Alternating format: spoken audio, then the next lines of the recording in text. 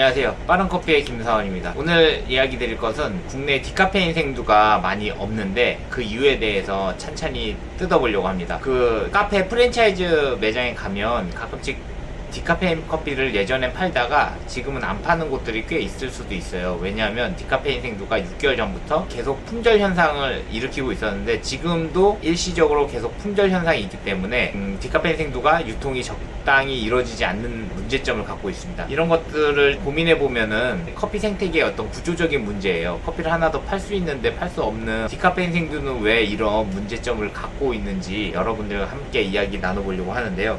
일단은 디카페인 생두 해외에서만 생산이 가능해요. 그러니까 국내에는 디카페인 생산을 할 수 있는 곳들이 몇 곳이 있긴 있지만 실제로는 대규모로 해외에서 생산이 되고 이렇게 생산되는 이 품목들을 배로 가져오잖아요. 배로 가져오다 보니까 시간이 오래 걸려요. 그리고 디카페인 생두를 전 세계적으로 한 3-4개 회사가 독점하다시피 하다 보니까 이 다양한 곳들에서 디카페인 생두가 수입이 안 되고 그 3-4 곳이 통해서 오기 때문에 미리 예약을 해두지 않으면 생두를 받기도 어려운 실정입니다. 대규모 생두 회사들이 예전에 주문했던 양 중에 일부를 떼내서 좀 받거나 이 과정에서도 역시 국내의 수요와 공급에 문제가 있기 때문에 계속 품절 현상이 있는 것입니다.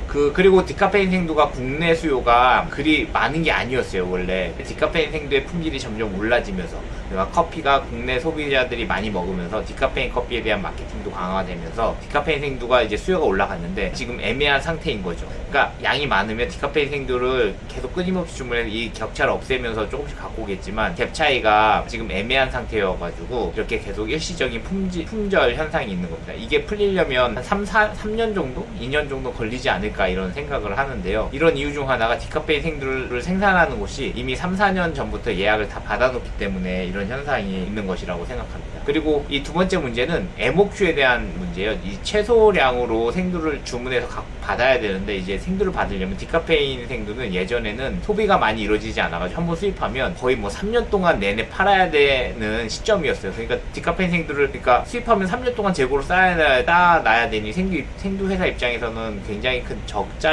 적자의 요소를 갖고 있었는데 지금은 그렇지 않거든요. 근데 애매하게 늘고 그 다음에 애매하게 보관해야 되고 그 다음에 애매하게 는 시장 상황 때문에 디카페인 생두를 많이 구매하지 못한 게 있습니다. 그리고 이 시기 동안 생두를 주문해야 될 때 그 브라질 가격이 엄청나게 올랐어요. 브라질 커피 지수가 거의 2배, 3배 가까이 올랐기 때문에 디카페인 생두 동달아 같이 오르면서 그 생두 수입 회사들이 지금 자금난에 허덕이고 왜냐하면 예전에는 5천만 원이면 한 컨테이너를 수입했는데 지금 1억 5천 이렇게 금액이 올랐기 때문에 규모가 더 커진 거죠. 그렇다고 마진이 높아졌냐? 생두에 퍼센테이지를 넣어서 생두 가격을 하면 되는데 보통 이런 저렴한 생두들은 생두 1kg에 내 마진 300원, 500원 이렇게 정액을 넣기 때문에 실제로 생두 마진 줄어들고 금액은 그러니까 금융비용은 커지는 상업적인 구조의 생태계를 가지고 있습니다. 그래가지고 디카페인 생두가 많이 없는 건데 이게 어떤 문제점을 갖고 있냐면 갑작스러운 수요의 증가는 이런 혼란을 야기시키고 이런 혼란 속에서 생두 가격이 갑자기 비싸져가지고 이 중간에 있는 유통업체들이나 혹은 생두 수입업체 그 다음에 이걸 먹는 소비자들 그러니까 먹다가 갑자기 없어지면 또 안 먹게 되고 외면하고 다른 걸 찾거든요. 그러니까